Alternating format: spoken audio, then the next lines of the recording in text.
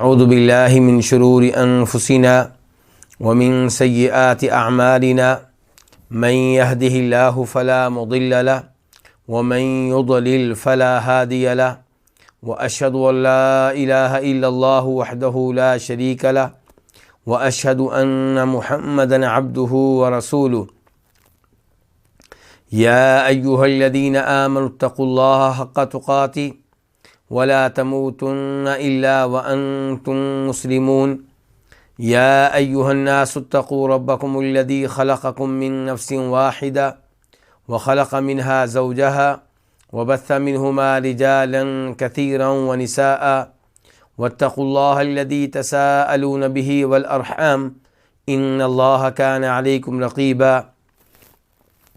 يا أيها الذين آمنوا اتقوا الله وقولوا قولا سديدا يصلح لكم أعمالكم ويغفر لكم ذنوبكم ومن يطع الله ورسوله فقد فاز فوزا عظيما أما بعد فإن خير الحديث كتاب الله وخير الهدي هدي محمد صلى الله عليه وسلم وشر الأمور محدثاتها وكل محدثة بدعة وكل بدعة ضلالة وكل ضلالة في النار۔ الوافی بما فی الصحیحین، صحیح بخاری اور صحیح مسلم کی احادیث پہ مشتمل ایک عظیم کتاب کو کتاب کے مؤلف نے تقریباً 10 مقاصد میں تقسیم کیا ہے، جن میں سے 6 مقصد ہم پڑھ چکے ہیں اور 7واں اللہ کے فضل و کرم سے پڑھ رہے ہیں۔ 7واں مقصد ان احادیث کے بارے میں ہے جن کا تعلق امامت یعنی کہ حکمرانی، خلافت وغیرہ سے ہے، اور جن امور کا تعلق دیگر حکومتی معاملات سے ہے۔ اس سلسلے میں آج اس مقصد کی چوتھی کتاب پڑھیں گے۔ مقصد کے نیچے کئی کتب ہیں، ان میں سے چوتھی کتاب ہے الحدود۔ اور یہاں پہ آپ یہ چیز نوٹ کیجئے گا کہ کتاب کے مؤلف نے حدود یعنی کہ کوئی شراب پی لے تو اسے سزا دینا، چوری کر لے تو اس کا ہاتھ کاٹ ڈالنا، یہ جو حدود ہوتی ہیں، یہ کتاب اور یہ احادیث کس مقصد میں لے کر آئے ہیں؟ اس مقصد میں جو حکمرانی اور امامت و خلافت کے بارے میں ہے اور حکومتی معاملات کے بارے میں ہے۔ اس سے پتہ چلا حد قائم کرنا یہ عام آدمی کا کام نہیں ہے، مجرم کو سزا دینا، چور کا ہاتھ کاٹنا یہ میرا اور آپ کا کام نہیں ہے، یہ حکومت کا کام ہے۔ تو یہ بات نوٹ کرنی چاہیے۔ دوسرے نمبر پہ ایک اور بات بھی نوٹ کیجئے گا، بلکہ شاید میں پہلے اس کے بارے میں تنبیہ کر چکا ہوں، بس آج ہلکا سا اشارہ کروں گا کہ یہ مقصد کیا ہے امامت کے بارے میں، اور امامت سے مراد کیا لیا جا رہا ہے؟ حکمرانی، خلافت۔ تو اس سے پتہ چلا کہ جب کچھ لوگ جناب علی کو امام کہتے ہیں، امام علی، حسن و حسین کو امام کہتے ہیں، امام حسن، امام حسین، تو وہ کہنا چاہتے ہیں کہ یہ ہیں وہ لوگ جن کا حق تھا کہ وہ خلیفہ بنے۔ اب حسین رضی اللہ عنہ خلیفہ نہیں بنے، وہ پھر بھی امام کہتے ہیں۔ کیوں؟ وہ کہنا چاہتے ہیں کہ یہ وہ تھا جن کا حق تھا کہ خلیفہ بنے، لیکن ان کو خلیفہ بننے نہیں دیا گیا، اور کچھ ایسے لوگ آ گئے جنہوں نے خلافت پہ قبضہ کر لیا، یعنی کہ ابو بکر و عمر و عثمان، اور ان کے نام کے ساتھ وہ لوگ امام کا لفظ کبھی نہیں لگائیں گے۔ تو ہمارے لوگوں کو چاہیے کہ وہ بھی اس معاملے میں احتیاط کریں، یا سب لوگوں کو امام کہیں یا کسی کو بھی امام نہ کہیں۔ امام ابو بکر، امام عمر، امام عثمان، امام علی، پھر تو یہ الفاظ اچھے لگتے ہیں۔ اگر ہو ابو بکر، عمر، عثمان اور امام علی، یہ فرق کیوں؟ اس کے پیچھے ایک مخصوص نظریہ ہے، مخصوص سوچ ہے جس سے بچنا چاہیے۔ تو الکتاب الرابع، چوتھی کتاب، یہ چوتھی کتاب کیا؟ الحدود، حدود کے بارے میں۔ حدود حد کی جمع ہے، اور حدود اور حد ان سزاؤں کو کہتے ہیں جو شریعت نے خود مقرر کی ہیں، ان جرائم پہ جن کا تعلق اللہ تعالیٰ سے ہے، جن کا تعلق کس سے ہے؟ اللہ تعالیٰ سے۔ اس سے پہلے جو ہم نے کتاب پڑھی تھی وہ کیا تھی؟ الجنایات. اور الجنایات میں یعنی کہ وہ جرائم جن کا تعلق بندوں سے ہے، کسی کو قتل کر دیا، اور اس قسم کے دیگر امور سے تعلق تھا. اور اب کیا ہے؟ اب ہیں حدود. مثال کے طور پہ کوئی مرتد ہو جائے تو اس کے اوپر حد قائم کی جاتی ہے. اور ایک حد ہوتی ہے محاربت، جب کوئی فتنہ و فساد پیدا کرے، اعلان جنگ کر دے اللہ کے رسول کے خلاف، مسلمانوں کے خلاف، یا زنا کرے، یا تہمت لگائے زنا کی، یا چوری کرے، اور اس قسم کے جو امور ہوتے ہیں، شراب پیے، ان کے اوپر جو سزائیں شریعت نے مقرر کی ہیں ان کو حد کہا جاتا ہے. تو حدود جو ہوتی ہیں ان کا تعلق اللہ کے حق سے ہوتا ہے، اور قصاص اور جنایات ان کا تعلق عام طور پہ بندوں کے حق سے ہوتا ہے. عام طور پہ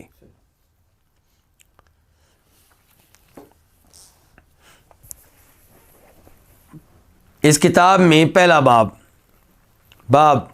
الحدود کفارات، پہلا باب یہ بتا رہا ہے کہ حدود جو ہوتی ہیں یہ کفارہ بن جاتی ہیں. یعنی کہ جب کسی پہ حد لگتی ہے، اسے شرعی سزا ملتی ہے، تو اس سزا ملنے کی وجہ سے اس کے گناہ ختم ہو جاتے ہیں. حدیث نمبر 1421 1421 قاف. اس حدیث کے بیان کرنے پہ اتفاق ہے امام بخاری کا اور امام مسلم کا. ان عبادہ بن الصامت رضی اللہ عنہ، روایت ہے جناب عبادہ بن صامت انصاری رضی اللہ عنہ سے. ان کا تعارف کیا ہے؟ ان کا تعارف یہ ہے کہ وکان شہید بدرن، یہ بدر کی لڑائی میں شریک ہوئے تھے. جن کے دیگر لڑائیوں میں بھی شریک ہوئے ہیں، لیکن بدر کی لڑائی کا خاص طور پہ تذکرہ کیا گیا ہے، کیونکہ بدر کی لڑائی وہ عظیم لڑائی ہے کہ جو صحابہ کرام اس لڑائی میں شریک ہوئے وہ دیگر تمام صحابہ کرام سے کیا ہیں؟ افضل ہیں. اور یہی وہ ہیں جن کے بارے میں فرمایا تھا نبی علیہ الصلوۃ والسلام نے کہ اللہ تعالیٰ نے کہا ہے اہل بدر سے، بدر میں شریک ہونے والے صحابہ سے، کہ تم جو چاہو عمل کرو، میں نے تمہیں معاف کر دیا ہے.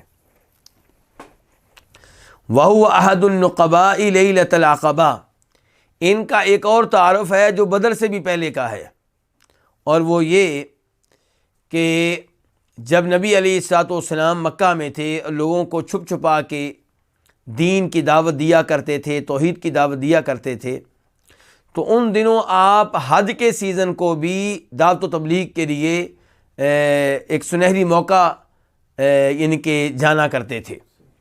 تو آپ حاجیوں سے ملتے، انہیں تبلیغ کرتے. تو آپ کی ملاقاتیں مدینہ کے لوگوں سے ہوئیں، تو آپ کا پیغام مدینہ پہنچنا شروع ہو گیا. تو پھر مدینہ سے ایک وفد آپ سے ایک سال ملنے کے لیے آیا، پھر اگلے سال ایک وفد ملنے کے لیے آیا. تو یہ لوگ جو آئے تھے ان میں آپ نے کئی سربراہ مقرر کیے، 12 سربراہ مقرر کیے تھے. جو لوگ مسلمان ہو گئے تھے 70 سے زیادہ تھے مدینہ والے، آپ نے ان کے اوپر کیا مقرر کیے تھے؟ 12 سربراہ ان کے، کہ یہ تم لوگوں کا سربراہ ہے، یہ تم لوگوں کا سربراہ ہے، یہ تم لوگوں کا سربراہ ہے. ان میں سے ایک کو کہا جائے گا نقیب، جمع کیا ہوگی؟ نقبا.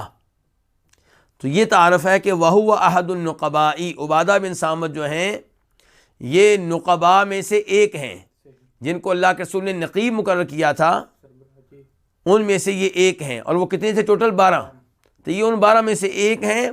یہ نقبا میں سے ایک تھے لیلۃ العقبہ، عقبہ والی رات. یہ عقبہ والی رات کیا ہے اور عقبہ کیا چیز ہے؟ یہ عقبہ جو ہے یہ مکہ میں ہے، بلکہ مزید اگر آپ دقت کے ساتھ جاننا چاہیں تو یہ مینا میں ہے. مینا آپ کو قریب ہے، مکہ مینا آپ جانتے ہیں کہ مکہ کے قریب ہے، اور مینا میں کیا ہے؟ عقبہ. اور اسی کی مناسبت سے وہ جمرے جن کو حاجی لوگ کنکریاں مارتے ہیں اور پاکستانی انڈین لوگ جن کو شیطان کہتے ہیں، ان میں سے جو آخری جمرہ ہے اور جو بڑا جمرہ ہے اس کا نام کیا ہے؟ جمرۃ العقبہ، کیونکہ وہ اسی عقبہ کے پاس ہے، وہ اسی عقبہ کے پاس ہے، اسی گھاٹی کے پاس ہے۔ تو یہ جو نبی علیہ الصلوۃ والسلام کی ملاقات ہوئی تھی یہ اسی جگہ کے قریب ہوئی تھی، اس لیے کیا کہا گیا ہے کہ عبادہ بن صامت نقیبوں میں سے ایک تھے۔ کب؟ عقبہ والی رات۔ تو یہ کہاں کا واقعہ ہے؟ مینا کا، جب آپ سے کون ملے تھے؟ مدینہ والے ملے تھے، اور انہوں نے آپ کو دعوت بھی دی تھی کہ آپ کو مکہ میں تنگ کیا جا رہا ہے، آپ مدینہ آ جائیں۔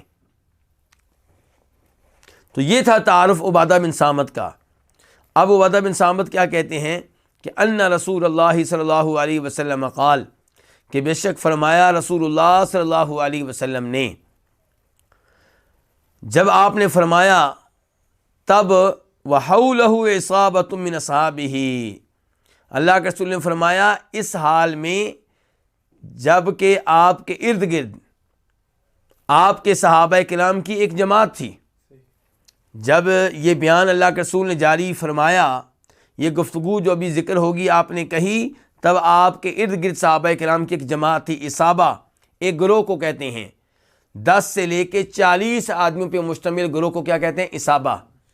یعنی کہ جب کسی جگہ کوئی گروہ موجود ہو جس میں 11 لوگ ہوں یا 15 ہوں یا 25 ہوں یا 30 ہوں یا 35 ہوں، آپ اس کو اصابہ کہہ سکتے ہیں عربی میں۔ تو آپ کے ارد گرد آپ کے صحابہ کرام کی ایک جماعت تھی۔ تو آپ نے کیا کہا؟ آپ نے کہا بایعونی علی اللہ تشرکوا باللہ شیئا، میری بیعت کرو اس بات پہ کہ تم اللہ کے ساتھ کسی کو شریک نہیں کرو گے۔ اچھا جی، یہاں پہ ایک سوال پیدا ہوتا ہے کہ یہ کون سی بیعت ہے؟ کیونکہ آپ نے صحابہ کرام سے بیعت مختلف مواقع پہ لی ہے۔ ایک بیعت آپ نے وہی عقبہ میں لی تھی، عقبہ کی رات لی تھی، انہی صحابہ کرام سے جو مدینہ سے آپ کو ملنے کے لیے گئے تھے۔ تو کیا یہ وہی بیعت ہے؟ جواب یہ ہے کہ یہ وہ والی بیعت نہیں ہے، اور عام طور پہ لوگ یہ سمجھتے ہیں کہ شاید یہ وہی بیعت ہے۔ کیوں؟ کیونکہ اس حدیث میں جو عبادہ بن صامت کا تعارف کروایا گیا ہے وہ مینا کے حوالے سے، عقبہ کے حوالے سے ہے۔ تو عقبہ والی بیعت کو کیا کہتے ہیں؟ بیعۃ العقبہ، عقبہ والی بیعت۔ لیکن یہ عقبہ والی بیعت نہیں ہے۔ عقبہ والی بیعت ہم نے چند دن پہلے پڑھی تھی، اگر ابھی مجھے جلدی سے مل جاتی ہے تو میں اس حدیث کے نمبر آپ کو بتا دیتا ہوں، ورنہ زبانی تو میں بتاؤں گا آپ کو انشاءاللہ۔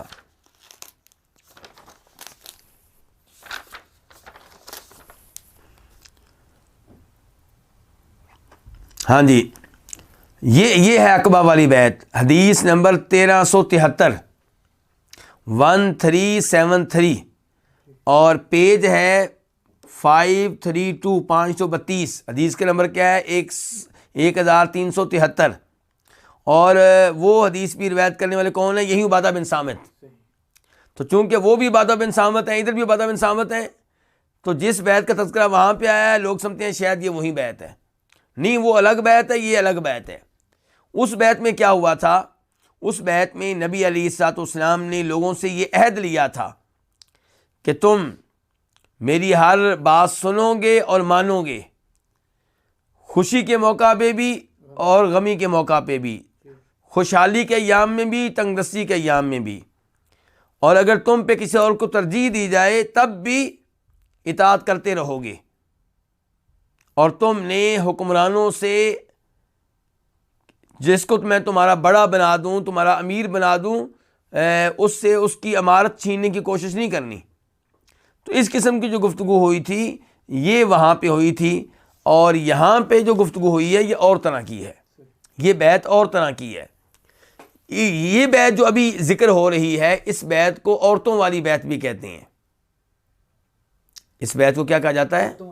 عورتوں والی بیعت، کیونکہ ان الفاظ کے ساتھ جو یہاں پہ ذکر ہوئے ہیں نبی علیہ الصلوۃ والسلام عورتوں سے بھی بیعت لیا کرتے تھے، جس کا تذکرہ سورہ ممتحنہ میں بھی آیا ہے۔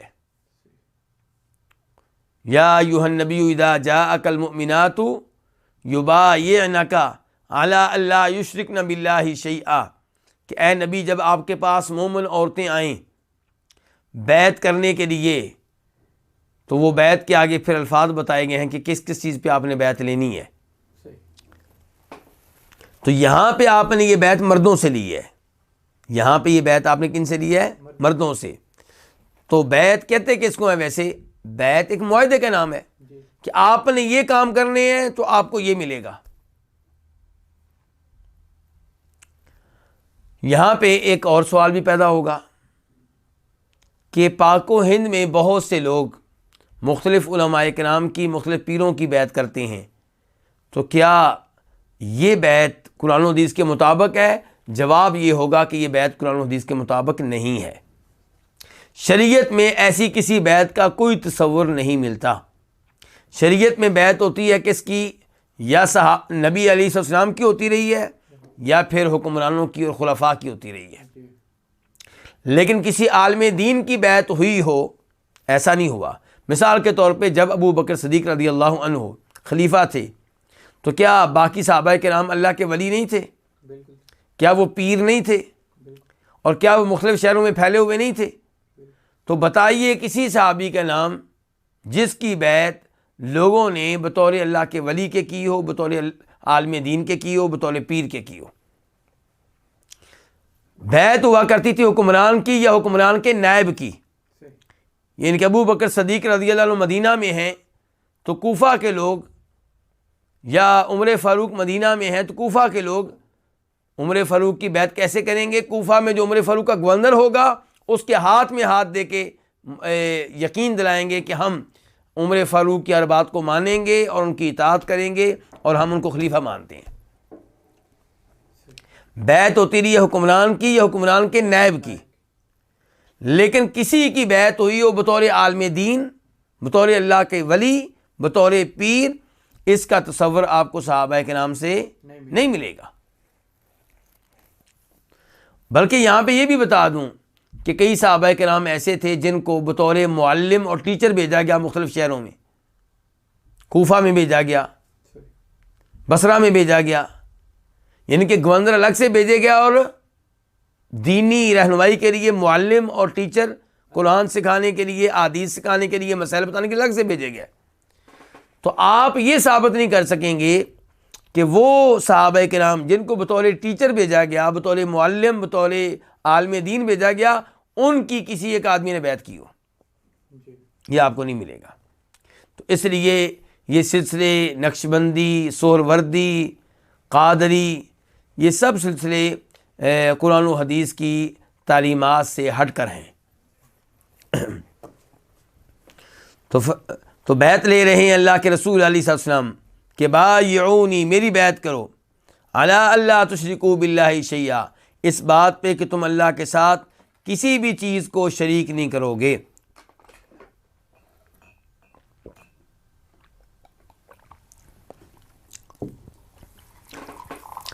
آغاز کس سے ہوا ہے کہ شرک نہیں کرنا. آپ اسے اندازہ لگا سکتے ہیں کہ شرک کتنا بڑا جرم ہے کہ نبی علیہ الصلوۃ والسلام کی بیعت میں جو پہلا پوائنٹ ہے وہ یہ ہے کہ اللہ کے ساتھ کسی کو بھی شریک نہیں کرنا. اور یہاں پہ دیکھیے کیا کہا گیا، اللہ کے ساتھ شریک نہیں کرنا، شیئن، کسی بھی چیز کو. شیئن کے لفظ میں ولی بھی آتے ہیں، نبی بھی آتے ہیں، فرشتے بھی آتے ہیں، جن بھی آتے ہیں، پتھر بھی آتے ہیں، درخت بھی آتے ہیں. تو اللہ تعالیٰ کے ساتھ کسی کو بھی شریک کرنے کی اجازت نہیں ہے. اللہ کو یہ پسند نہیں ہے کہ اللہ کے ساتھ کسی کو شریک کیا جائے، چاہے اللہ کا کوئی مقرب فرشتہ ہو یا اللہ کے محبوب نبی ہوں. افسوس سے کہنا پڑتا ہے کہ مسلمان نبی علیہ الصلوۃ والسلام کی محبت میں حد سے آگے بڑھتے ہوئے آپ کو اللہ کا شریک بنا لیتے ہیں. جب وہ آپ کی قبر کے پاس کھڑے ہو کے آپ سے دعائیں کر رہے ہوتے ہیں، آپ کو پکار رہے ہوتے ہیں، آپ سے شفاعت کا سوال کر رہے ہوتے ہیں، تو یہ کیا ہے؟ یہ دعا ہے، اور دعا عبادت ہے. تو جب اللہ کے رسول کو پکارا گیا شفاعت کے نام پہ تو یہ اللہ کے رسول کو اللہ کا شریک بنا دیا گیا.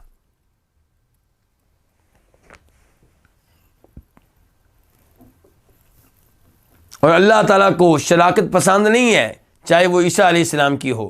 عیسائی عیسیٰ علیہ السلام کو اللہ کا شریک بناتے ہیں، لیکن مشرک قرار پائے. تو مسلمان اگر جناب محمد رسول اللہ صلی اللہ علیہ وسلم کو اللہ کا شریک بنائیں گے تو مشرک قرار پائیں گے. ولا تسرقوا، دوسرا پوائنٹ بیعت کا کہ تم چوری نہیں کرو گے. کس چیز کی چوری نہیں کرو گے؟ یہ موجود نہیں ہے، یہ مذکور نہیں ہے. کیوں؟ کیونکہ بتانا یہ مقصود ہے کہ کوئی بھی چوری کرنے کی اجازت نہیں، کسی قسم کی چوری کرنے کی اجازت نہیں ہے. ولا تزنوا، اور تم زنا نہیں کرو گے. ولا تقتلوا اولادکم، اور تم اپنی اولاد کو قتل نہیں کرو گے. اچھا، یہاں پہ یہ نہیں کہا گیا کہ قتل نہیں کرو گے، کہا گیا اپنی اولاد کو قتل نہیں کرو گے. تو کیا دوسروں کو قتل کرنا جائز ہے؟ نہیں، یہ مطلب نہیں ہے. مراد یہ ہے کہ اولاد کو قتل کرنا یہ عام انسان کو قتل کرنے سے بڑا جرم ہے. ایک انسان کا قتل، اور وہ بھی بیٹے کا، رشتہ دار کا، یعنی کہ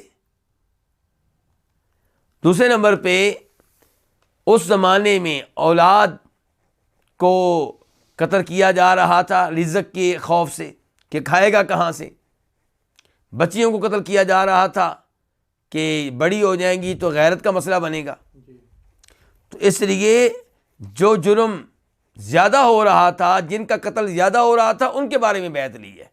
اس کا مطلب یہ نہیں کہ باقی لوگوں کا قتل جائز ہے، یہ مطلب نہیں ہے.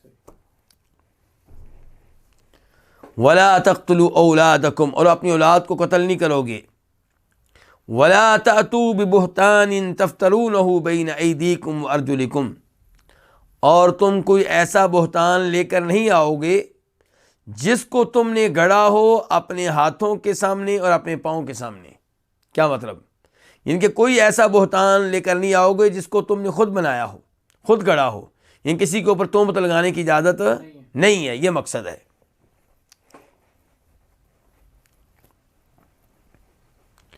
ولا تعصوا فی معروف، اور خیر کے کام میں، اچھے کام میں تم نافرمانی نہیں کرو گے، معصیت نہیں کرو گے. کس کی نافرمانی نہیں کرو گے؟ نبی علیہ الصلوۃ والسلام کی. نبی علیہ الصلوۃ والسلام کی نافرمانی نہیں کرنی خیر کے کام میں. تو کیا اللہ کے رسول سے کوئی ایسا خطرہ تھا کہ آپ خیر کے علاوہ کوئی اور کام بھی کہیں گے؟ ایسا کوئی خطرہ نہیں تھا. لیکن جیسے پچھلی بات میں کہا گیا تھا اپنی اولاد کو قتل نہیں کرو گے، ایسے یہاں پہ کہا گیا ہے کہ معروف کے کاموں میں نافرمانی نہیں کرو گے. مطلب یہ کہ نافرمانی اللہ کے رسول کی جائز نہیں ہے. اور کیسے نافرمانی کرو گے جبکہ اللہ کے رسول کے منہ سے نکلتے ہی خیر کے کام ہے. آپ کا جو آرڈر ہوتا ہے خیر کا ہوتا ہے، اس میں تم نافرمانی کرو گے. اور اس جملے سے یہ پیغام بھی مل رہا ہے کہ آپ جن کی بات مانتے ہیں، مثال کے طور پہ والدین یا خاوند یا آپ کے بڑے، تو ان کی بات مانتے ہوئے خیال کرنا ہے کہ جب گناہ کا کام آئے گا تو پھر ان کی بات نہیں مانی جائے گی.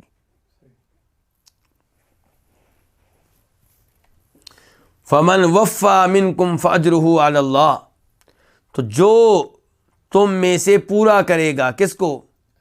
اس عہد کو.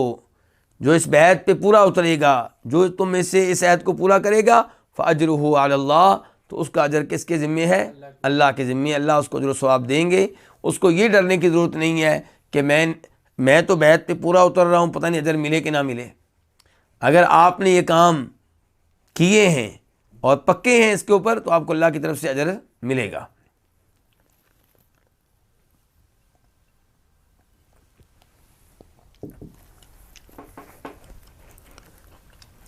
ومن اصاب من ذلك شیئا، اور جو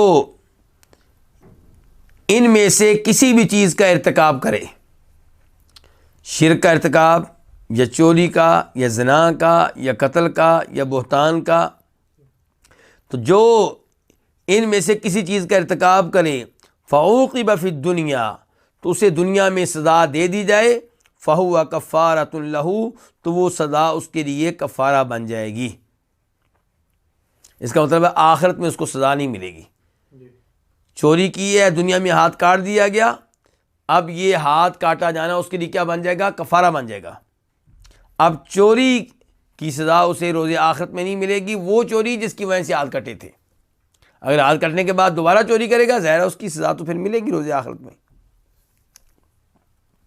ایسے ہی زنا کیا، شادی شدہ تھا، سنسار کر دیا گیا، تو سنسار ہو جانے سے اس کا یہ گناہ ختم ہو گیا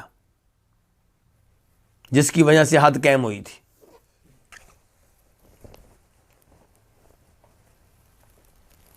ومن اصاب من ذلک شیئا، جو ان میں سے کسی بھی چیز کا ارتکاب کرے، لیکن یہاں پہ کہنا پڑے گا شرک کے علاوہ،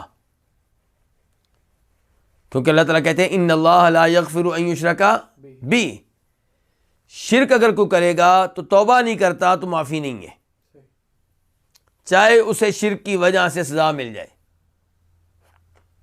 مثال کے طور پہ ایک آدمی شرک کرتا ہے اور حکمران اس کو پکڑ لیتے ہیں اور اس کو سمجھاتے ہیں، بتاتے ہیں شرک کر رہے ہو، وہ کہتا ہے میں تو یہ کام کروں گا، میں نہیں چھوڑوں گا اس کو، تو اس کو قتل کیا جائے گا مرتد ہو جانے کی وجہ سے۔ تو کیا مرتد ہونے کی سزا مل جانے پہ اس کو جہنم سے خلاصی مل جائے گی، نجات مل جائے گی؟ نہیں، بالکل نہیں ملے گی۔ لیکن دیگر جو گناہ ہیں، چوری، بدکاری، قتل وغیرہ، تہمت لگانا، ان کی سزا جس کو دنیا میں مل گئی تو اسے پھر آخرت میں اس کی سزا نہیں ملے گی، یہ مطلب ہے۔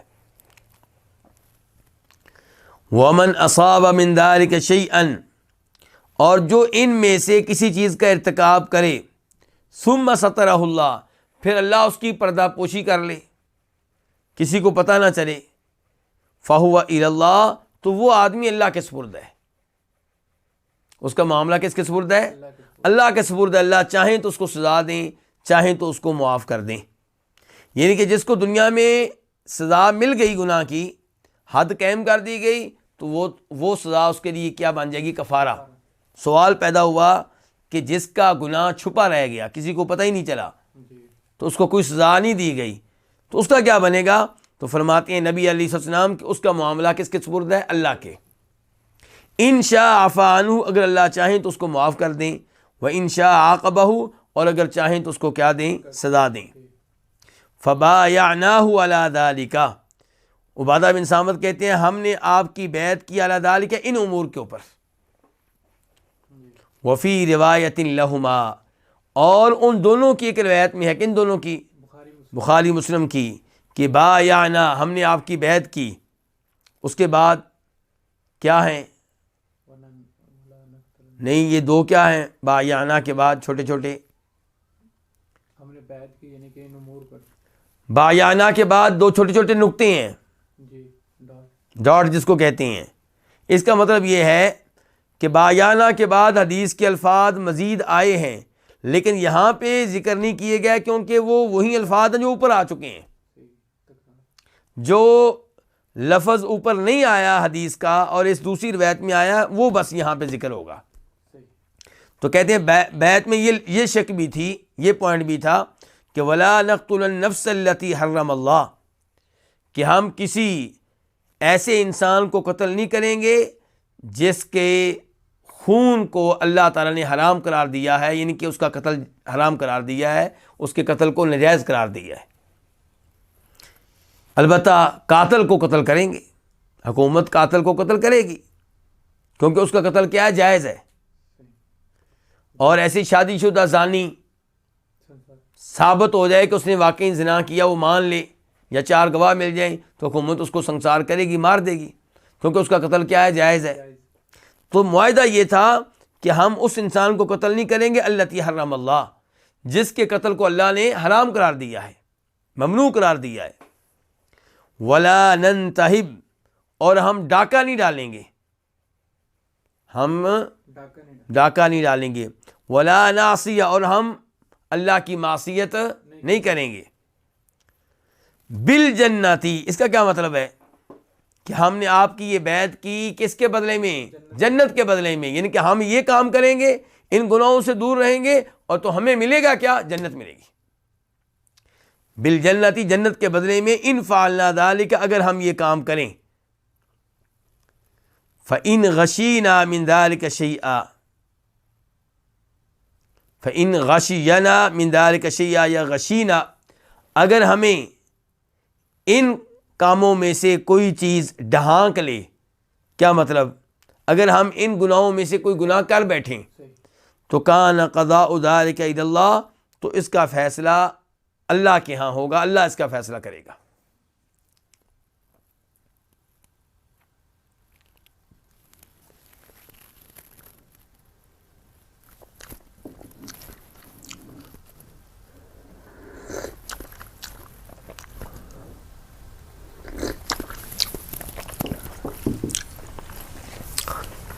اس حدیث میں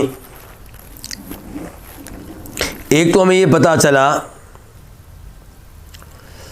کہ جو لوگ کبیرہ گناہوں کا ارتکاب کریں جی اور توبہ کیے بغیر فوت ہو جائیں تو ان کا معاملہ کس کے سپرد ہے؟ اللہ کے سپرد ہے۔ اللہ چاہیں تو معاف کر دیں، چاہیں تو سزا دیں۔ جی اور یہ عقیدہ کن کے عقیدے کے خلاف ہے؟ خارجیوں کے اور معتزلیوں کے عقیدے کے خلاف ہے۔ جی معتزلی کہتے ہیں جو کبیرہ گناہ کرتے ہوئے فوت ہو گیا، توبہ اس نے نہیں کی، وہ ہمیشہ ہمیشہ کے لیے جہنم میں رہے گا۔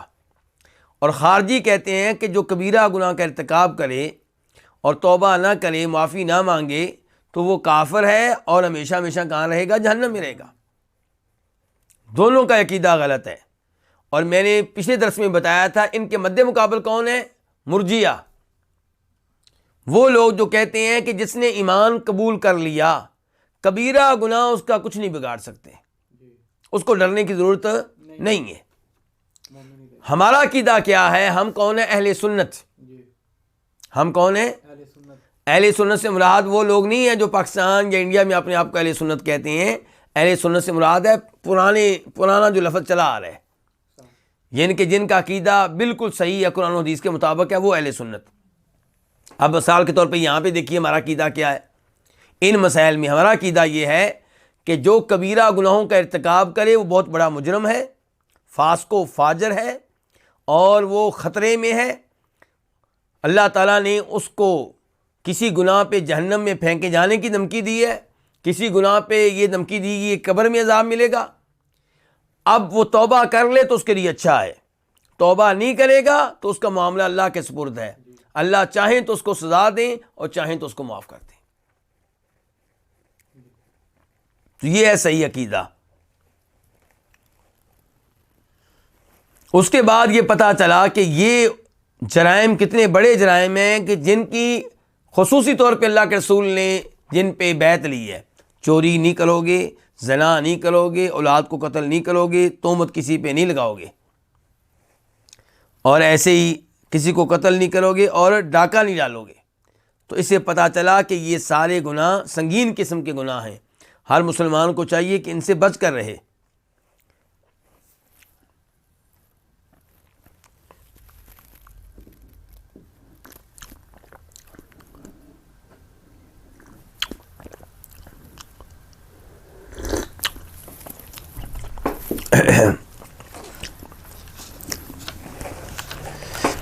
اس کے بعد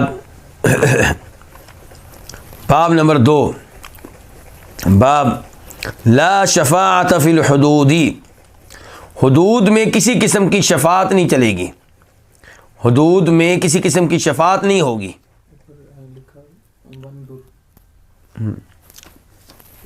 حدود میں کسی قسم کی شفاعت نہیں ہوگی۔ یہ بہت بڑا فرق ہے حدود میں اور قصاص وغیرہ میں۔ یعنی کہ اگر کوئی کسی کو قتل کرتا ہے اور جج فیصلہ سنا دیتا ہے کہ قاتل کو قتل کیا جائے، تو وہ لوگ آپس میں سلو کر لیں، تو پھر کیا سزا دی جائے گی قاتل کو؟ نہیں دی جائے گی۔ اگر مقتول کے وارثوں کی اور قاتل کی صلح ہو جاتی ہے تو شریعت کو اس پہ کوئی اعتراض ہے؟ نہیں، کوئی اعتراض نہیں ہے۔ بلکہ علماء کرام اور جج حضرات بھی فیصلہ سنانے کے بعد مقتول کے وارثوں کو ترغیب دیں گے کہ بھی اگر آپ معاف کرنا چاہیں تو اچھی بات ہے۔ لیکن حدود کا معاملہ اس کے برعکس ہے۔ کسی نے زنا کیا اور کسی نے چوری کی، اگر اس نے اپنے زنا کو اور چوری کو چھپا کے رکھا ہے تو کوئی مسئلہ نہیں، اللہ سے توبہ کر لے، اللہ سے معافی مانگ لے، اور جس کی چوری کی ہے اس کا مال اس کو کسی طریقے سے واپس پہنچا دے۔ لیکن اگر یہ کیس عدالت میں پہنچ گیا اور عدالت نے یعنی کہ عدالت کو پتہ چل گیا اور عدالت نے سزا دینا چاہی یا دے دی، اب اگر وہ کہیں جن کی چوری ہوئی ہے کہ ہم صلح کرنے کے لیے تیار ہیں، معاف کرتے ہیں، تو اب ان کی بات نہیں سنی جائے گی، اب سزا دی جائے گی۔ تو یہ ہے کہ باب لا شفاعت فی الحدود، حدود میں شفاعت نہیں چلے گی۔ حدیث نمبر 1422 1422 قاف، اس حدیث کے بیان کرنے پہ اتفاق ہے کس کس کا؟ امام بخاری کا اور امام مسلم کا۔ ان عائشہ رضی اللہ عنہا، روایت ہے سیدہ عائشہ رضی اللہ عنہا سے کہ ان قریشن اہمہم شأن المرأة المخزومیہ، کہ بے شک قریش کو پریشان کر رکھا تھا ایک مخزومی عورت کے معاملے نے، التی سرقت، جس نے چوری کی تھی۔ قریش کی شاخوں میں سے ایک شاخ کیا ہے؟ مخزوم۔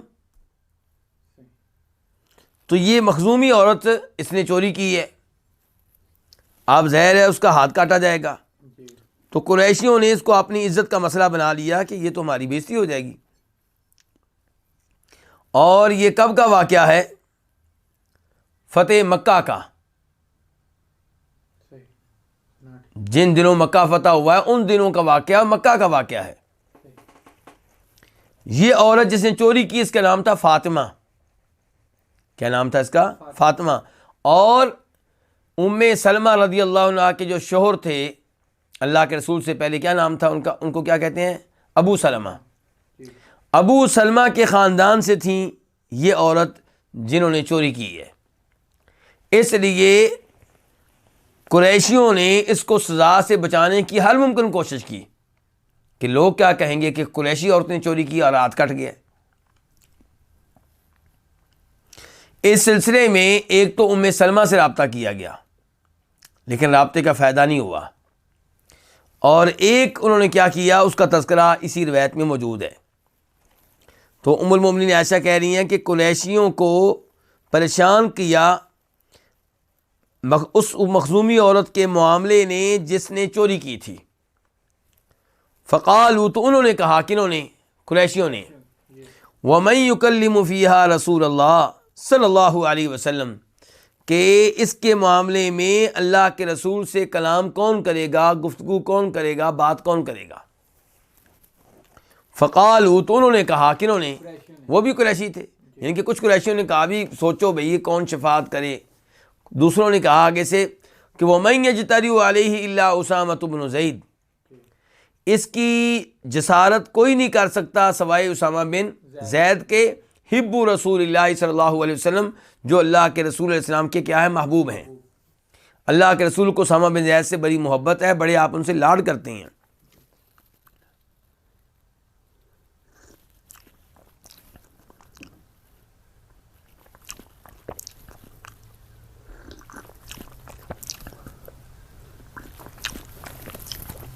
یہ اسامہ بن زید زید بن حارثہ کے بیٹے ہیں، اور زید بن حارثہ وہ ہیں جن کو نبی علیہ السلام نے کیا قرار دیا تھا؟ اپنا بیٹا قرار دیا تھا، لیکن اللہ تعالیٰ نے بعد میں اس کی نسبت اپنی طرف کرنے سے روک دیا جو آپ کا حقیقی بیٹا نہیں ہے۔ تو لوگ ان کو کہنا شروع ہو گئے تھے، پہلے زید بن محمد، پھر دوبارہ سے ان کا نام کیا پڑ گیا؟ زید بن حارثہ۔ زید بن حارثہ کے بیٹے ہیں اسامہ۔ تو جیسے نبی علیہ السلام کو محبت تھی زید بن حارثہ سے، ایسے ہی آپ کو محبت تھی اسامہ بن زید سے۔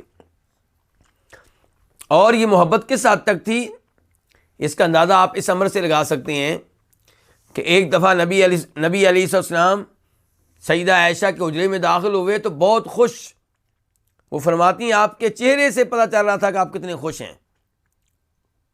ہوا کیا تھا کہ اسامہ بن زید اور زید بن حارثہ ایک ساتھ لیٹے ہوئے تھے اور دونوں کے پاؤں ننگے تھے۔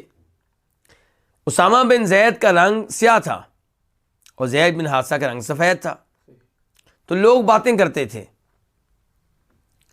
تو یہ دونوں ایک ساتھ لیٹے ہوئے تھے، تو ایک کھوجی آیا، جی اس نے ان دونوں کے پاؤں دیکھے تو لوگوں سے کہنے لگا بھائی یہ جو دو پاؤں ہیں یہ ایک خون ہے، دونوں کا خون ایک ہی ہے، دونوں کا خون ایک ہی ہے. ہاں، یہ باپ بیٹے کا تعلق لگتا ہے. تو کھوجی کو یہ تبصرہ کرنے کی ضرورت کیوں پیش آئی؟ کیونکہ اس نے دیکھا کہ ایک کا پاؤں سفید ہے دوسرے کا کالا ہے، تو اس نے لوگوں کو خبردار کیا کوئی یہ نہ سمجھے کہ شاید یہ الگ الگ ہیں، یہ اس کی نسل سے نہیں ہے. اس نے اپنا تجربہ بتایا، اس نے کہا ان دونوں کا خون ایک ہی ہے، ایک بیٹا اور ایک باپ ہے. تو نبی علیہ السلام یہ گفتگو سن کے خوش گھر میں داخل ہوئے اور کہا عائشہ سنا ہے کھوجی نے کیا کہا ہے؟ تو آپ دیکھیے کیس تھا زید بن حارثہ کا، اسامہ بن زید کا، خوشی کس کو ہوئی ہے؟ نبی علیہ السلام کو. بلکہ اللہ کے رسول علیہ السلام اسامہ بن زید کو، جناب حسن کو اپنی رانوں پہ بٹھا لیتے اور کہا کرتے تھے اے اللہ میں ان سے محبت کرتا ہوں، تو بھی ان سے محبت کر. اے اللہ میں ان پہ رحم کرتا ہوں، تو اس پہ رحم کر جو ان پہ رحم کرے. اور پھر یہی اسامہ بن زید ہیں جن کو آپ نے اپنی زندگی کے آخری ایام میں کمانڈر مقرر کیا اس قافلے کا، اس لشکر کا جس نے لڑنے کے لیے جانا تھا کدھر؟ رومیوں سے. اس زمانے کی سپر پاور جیسے آج امریکہ ہے ویسے اس زمانے میں کیا روم ہے. اسامہ بن زید کو کمانڈر مقرر کیا، اور ان کی قیادت میں لڑنے والے کون ہوں گے؟ بڑے بڑے صحابہ کرام، عمر فاروق وغیرہ سب نیچے ہوں گے، متحد ہوں گے. تو لوگوں نے بہت کہا کہ اللہ کے رسول آپ اسامہ بن زید کو چھوٹی عمر کا ہے تو آپ کسی اور کو مقرر کر دیں، مشورے دیے گئے. تو اللہ کے رسول علیہ السلام ان مشوروں پہ شدید ناراض ہوئے. بالآخر اسامہ بن زید ہی کمانڈر رہے، اور اللہ کے رسول علیہ السلام کے فوت ہونے کے بعد جناب صدیق نے ان کو لشکر دیا اور کہا کہ آپ اپنا کام کریں، جو اللہ کے رسول نے آپ کی ڈیوٹی لگائی تھی پوری کریں. تو یہ ہے اسامہ بن زید حب رسول اللہ، نبی علیہ السلام کے محبوب. فکلمہ اسامہ، چنانچہ اسامہ نے آپ سے کلام کیا، گفتگو کی اس معاملے میں. تو مسلم شریف میں آتا ہے کہ نبی علیہ السلام کے چہرے کا رنگ تبدیل ہو گیا شفاعت سن کر. فقال رسول اللہ صلی اللہ علیہ وسلم، تو فرمایا نبی علیہ السلام نے اتشفع فی حد من حدود اللہ، کیا اللہ کی حدود میں سے ایک حد کے معاملے میں شفاعت کرتے ہو؟ ناراض ہوئے آپ. یہ ہے کمال اللہ کے رسول علیہ السلام کا. ہم کیا ہیں؟ یا شدید غصے والے یا انتہائی نرم. اتنے نرم کہ بچوں کی باتوں میں آ کے نمازیں چھوڑ دیں گے. بچے سے اگر ہم کہیں گے بیٹا قرآن حفظ کر لو، وہ کہے گا نہیں ابا جی، ہم کہتے ہیں چلو ٹھیک ہے جی.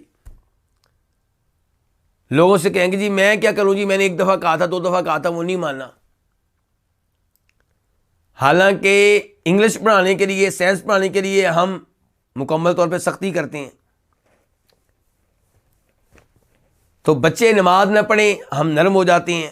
لاڈ اور پیار و محبت کی وجہ سے ان کے گناہوں کو نظر انداز کر دیتے ہیں. ان کی شلواریں ٹخنوں سے نیچے رہیں ہم خاموش رہتے ہیں، وہ داڑھی مونڈیں ہم خاموش رہتے ہیں، ان کو سمجھاتے نہیں ہیں. لیکن نبی علیہ السلام کی محبت ایسی نہیں تھی. آپ کی محبت اللہ کی محبت کے تابع، پہلا نمبر اللہ کا.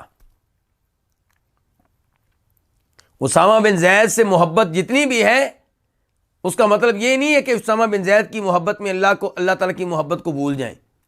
تو جب اسامہ بن زید نے شفاعت کی تو آپ نے کہا اسامہ تمہاری یہ جرت کہ تم اللہ کی حدود میں سے ایک حد کے معاملے میں شفاعت کرتے ہو. تو مسلم شریف میں آتا ہے کہ اسامہ نے فوراً کہا استغفر لی یا رسول اللہ، اللہ کے رسول علیہ السلام میرے لیے دعائے مغفرت کر دیں، میرے لیے اللہ سے معافی مانگیں، یعنی کہ میں غلطی کر بیٹھا ہوں تو اللہ تعالیٰ مجھے معاف کر دے.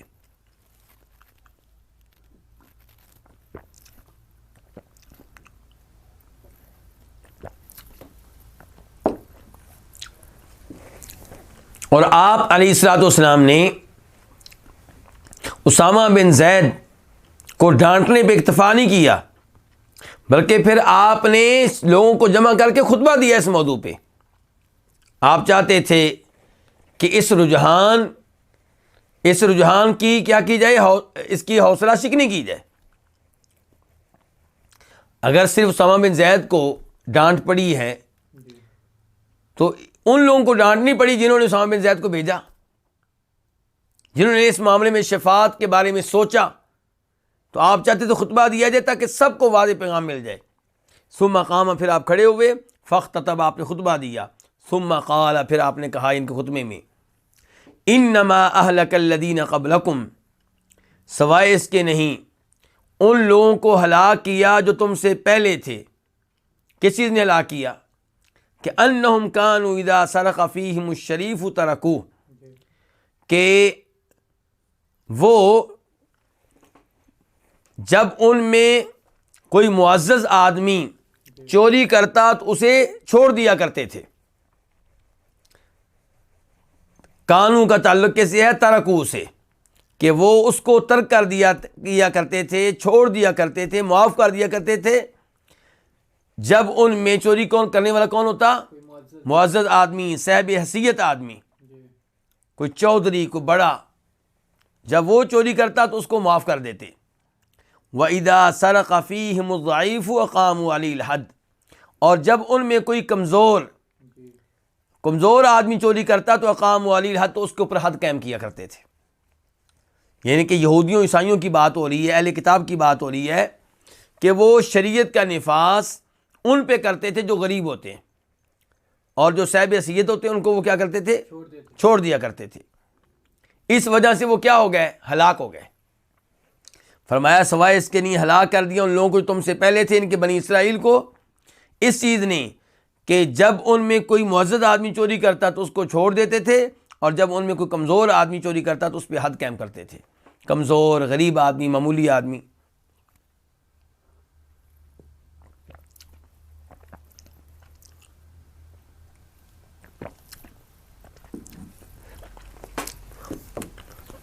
وَأَيْمُ اللَّهِ، اور اللہ کی قسم، لو ان فاطمۃ بنت محمد سرقت لقطعت یدہا، اللہ کی قسم اگر فاطمہ بنت محمد، ان کے فاطمہ جو کہ میری بیٹی ہے، مجھ محمد کی بیٹی ہے، سرقت، اگر وہ بھی چوری کرے، لقطعت یدہا، تو یقیناً میں اس کے بھی ہاتھ کاٹ ڈالوں گا۔ یعنی کہ یہ تو تمہاری فاطمہ ہے نا، جی میں اپنی فاطمہ کی بات کر رہا ہوں، اگر وہ بھی چوری کرے گی میں اس کے ہاتھ کاٹنے سے دریغ نہیں کروں گا۔ یہ ہے نبی علیہ الصلوۃ والسلام کا عدل و انصاف، اور یہی عدل و انصاف اگر مسلمانوں میں عام ہو جائے تو مسلمانوں کی بہت سی مشکلات ختم ہو جائیں۔ یہاں پہ سوال ایک پیدا ہوگا کہ حضرت فاطمہ کی مثال آپ نے کیوں دی، کسی اور کی مثال کیوں نہیں دی؟ زیادہ ممکن کیونکہ آپ کو سب سے زیادہ محبت کن سے تھی؟ جناب فاطمہ سے۔ فاطمہ تو وہ ہیں جن کے بارے میں آپ نے کہا تھا کہ فاطمہ میرے جسم کا ایک حصہ ہے، جی جو فاطمہ کو تکلیف دے گا، ایذا دے گا، تنگ کرے گا، اس نے مجھے تنگ کیا، مجھے تکلیف دی ہے۔ اور فاطمہ وہ ہیں جن کے بارے میں آپ نے کہا تھا کہ جنت کی عورتوں کی کیا ہوں گی؟ سردار ہوں گی۔ جی فاطمہ وہ ہیں جو آتی تو اللہ کے رسول علیہ الصلوۃ والسلام کھڑے ہو کے ان کا استقبال کرتے اور ان کو پیشانی پہ بوسہ دیتے۔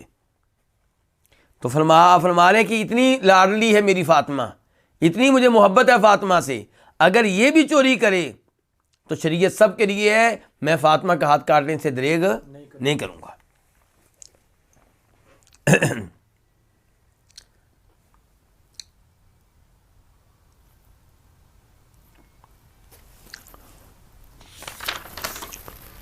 تو اس سے کیا پتہ چلا کہ شفاعت میں اور حدود میں شفاعت کرنا، سفارش کرنا وہ جرم ہے۔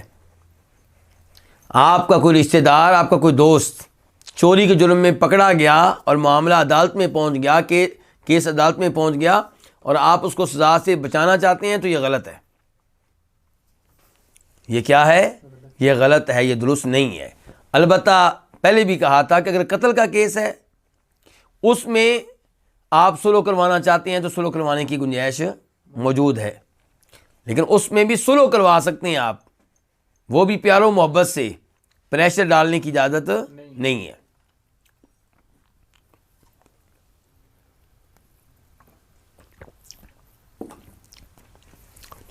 باب نمبر 3، باب عظم الاسم فی ارتکاب محارم اللہ،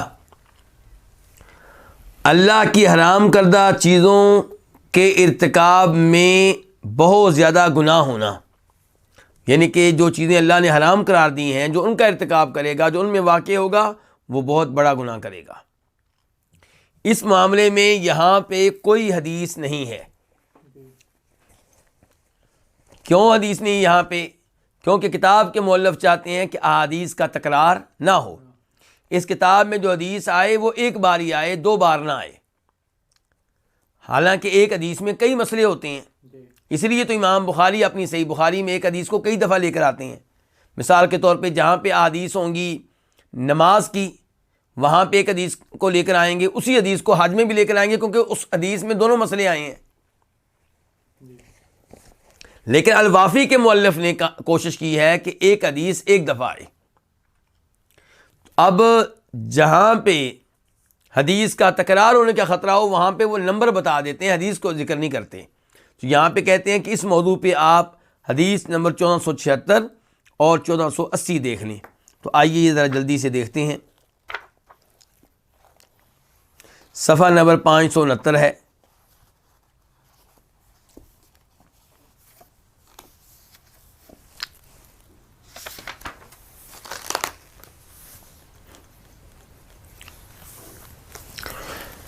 تو موضوع کیا ہے ہمارا کہ اللہ کی حرام کردہ چیزوں کا ارتکاب کریں گے تو بہت زیادہ گناہ ہوگا۔ اس معاملے میں پہلی حدیث یہ ہے جسے جناب ابو ہریرہ روایت کرتے ہیں کہ فرمایا نبی علیہ الصلوۃ والسلام نے اجتنبوا السبع الموبقات، 7 ایسے گناہوں سے بچو جو انسان کو تباہ و برباد کر کے رکھ دیتے ہیں۔ صحابہ کرام نے کہا اللہ کے رسول وہ کون سے ہیں؟ فرمایا اللہ کے ساتھ کسی کو شریک کرنا، جادو کرنا، کسی کو ناجائز قتل کرنا، سود کھانا، یتیم کا مال کھانا، میدان جنگ سے بھاگ جانا، اور مومن بھولی بالی پاک دامن عورتوں پہ تہمت لگانا۔ تو اس حدیث سے کیا پتہ چلا کہ یہ گناہ جن کو اللہ نے حرام قرار دیا ان کا ارتکاب کریں گے تو بہت زیادہ گناہ نہیں ملے گا، بہت زیادہ گناہ ملے گا، کیونکہ آپ کہہ رہے ہیں یہ گناہ 7 گناہ ایسے ہیں جو انسان کو تباہ و برباد کرنے والے ہیں۔ اس کے بعد حدیث نمبر 477 1477، اس میں کیا ہے کہ عبداللہ بن مسعود کہتے ہیں میں نے سوال کیا نبی علیہ الصلوۃ والسلام سے کہ اللہ کے ہاں کون سا گناہ زیادہ سنگین ہے؟ تو آپ نے فرمایا ان تجعل للہ ندا وہو خلقک، کہ تم اللہ تعالیٰ کا کسی کو شریک بناؤ جب کہ اللہ تمہارا خالق ہے۔ خالق کے ساتھ اس کی مخلوق میں سے کسی کو شریک بنا لینا یہ بہت بڑا جرم ہے۔ آپ جس کو بھی اللہ کا شریک بنائیں گے، چاہے نبی ہو، چاہے فرشتہ ہو، چاہے جن ہو، چاہے پیر ہو، چاہے ولی ہو، وہ سب اللہ کی مخلوق ہیں۔ قلت، میں نے کہا ان ذلک العظیم، اللہ کے رسول یہ گناہ واقعی بہت بڑا ہے۔ قلت ثم ای، آپ یہ بتائیں اس کے بعد کون سا گناہ بڑا ہے؟ تو آپ نے فرمایا کہ تم اپنی اولاد میں سے کسی کو اس خوف سے قتل کر دو کہ تمہارے ساتھ وہ بھی کھانے میں شریک ہو جائے گا، وہ بھی کھانا کھائے گا، یعنی کہ اس کے کھانے کا بھی بندوبست کرنا پڑے گا، اس کا خرچہ بھی شروع ہو جائے گا۔ عبداللہ بن مسعود کہتے ہیں میں نے کہا ثم ای، اس کے بعد کون سا گناہ زیادہ سنگین ہے؟ فرمایا تمہارا اپنے پڑوسی کی وائف سے کیا کرنا؟ زنا کرنا، بدکاری کرنا۔ اس کے بعد حدیث نمبر 478 ابو بکرہ سے روایت ہے، وہ کہتے ہیں کہ فرمایا نبی علیہ الصلوۃ والسلام نے کیا میں تم کو کبیرہ گناہوں میں سے بھی بڑے بڑے گناہوں کے بارے میں نہ بتاؤں؟ کبیرہ گناہ اور کبیرہ گناہوں میں بھی بڑے بڑے گناہ، 3 مرتبہ آپ نے یہ بات کہی۔ تو صحابہ کرام نے کہا کیوں نہیں اللہ کے رسول بتائیے۔ تو آپ نے فرمایا اللہ کے ساتھ کسی کو شریک کرنا، والدین کی نافرمانی کرنا، اور کیا کرنا؟ جھوٹی گواہی دینا، جھوٹ کہنا، جھوٹی گواہی دینا۔ تو یہ بھی کیا ہے؟ یہ بھی بڑے بڑے گناہ ہیں، اور یہ بھی وہ امور ہیں جو حرام ہیں، تو جو ان کا ارتکاب کرے گا اسے بہت زیادہ گناہ ملے گا۔ اس کے بعد حدیث نمبر 1479 حضرت ابو ہریرہ کہتے ہیں کہ فرمایا نبی صلی اللہ علیہ وسلم نے جب زنا کرنے والا زنا کر رہا ہوتا ہے تو وہ مومن نہیں ہوتا، شراب پینے والا جب شراب پیتا ہے تب وہ مومن نہیں ہوتا، چوری کرنے والا جب چوری کرتا ہے وہ مومن نہیں ہوتا، ڈاکہ ڈالنے والا جب ڈاکہ ڈالتا ہے تو تب وہ مومن نہیں ہوتا۔ اس سے آپ اندازہ لگا سکتے ہیں کہ یہ کتنے بڑے جرائم ہیں، زنا کرنا، شراب پینا، چوری کرنا اور ڈاکہ ڈالنا۔ اور آخر میں حدیث 1480 اس میں کیا ہے کہ فرماتے ہیں نبی علیہ السلام 3 طرح کے لوگ ہیں جن سے اللہ کلام نہیں کرے گا اور نہ انہیں گناہوں سے پاک کرے گا اور نہ ان کی طرف دیکھے گا، ان کے لیے دردناک عذاب ہے۔ نمبر 1، وہ جو بوڑھا ہونے کے باوجود زنا کرے۔ نمبر 2، جو بادشاہ ہونے کے باوجود جھوٹ بولے۔ بھائی تم بادشاہ ہو، تمہیں کیا جھوٹ بولنے کی ضرورت ہے؟ جی اور تیسرے نمبر پہ وہ فقیر جو فقیر ہو کے کیا کرے؟ تکبر کرے، ہے فقیر لیکن اس میں تکبر بہت ہے۔ تو یہ آپ اندازہ کر لیں کہ کتنے بڑے جرائم ہیں کہ جو یہ جرائم کریں گے ان کی طرف اللہ دیکھے گا نہیں، اللہ تعالیٰ ان سے گفتگو نہیں کرے گا اور ان کے لیے دردناک عذاب ہے۔ تو یہ ہمارا باب تھا تیسرا کہ اللہ کی حرام کردہ چیزوں میں واقع ہوں گے، ان کا ارتکاب کریں گے تو شدید گناہ ملے گا۔ اس کے بعد ہے باب نمبر 4، وہ کیا ہے؟ باب حد الزنا و اثم فاعلی، زنا پہ حد اور زنا کرنے والے کا گناہ، یعنی کہ زنا کریں تو کیا حد لگے گی، کیا سزا ملے گی اور اس کا گناہ کیا ہے روز قیامت کے اعتبار سے۔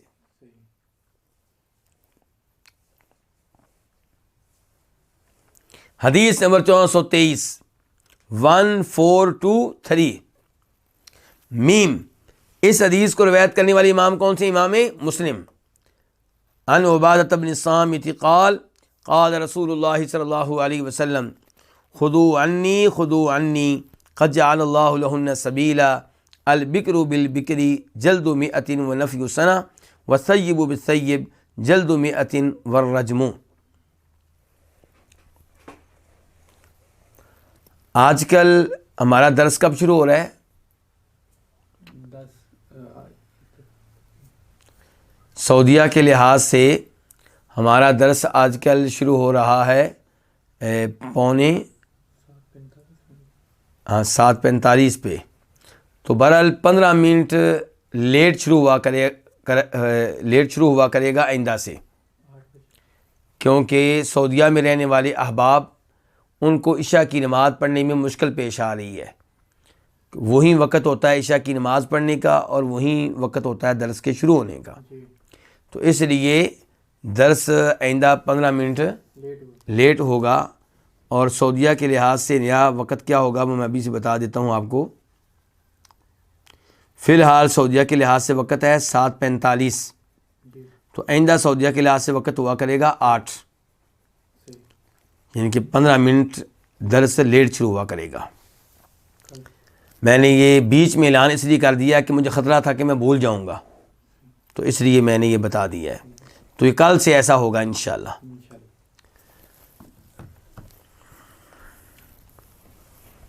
تو حدیث نمبر 1423 1423 میم، اس حدیث کو روایت کرنے والی امام کون ہے؟ امام مسلم۔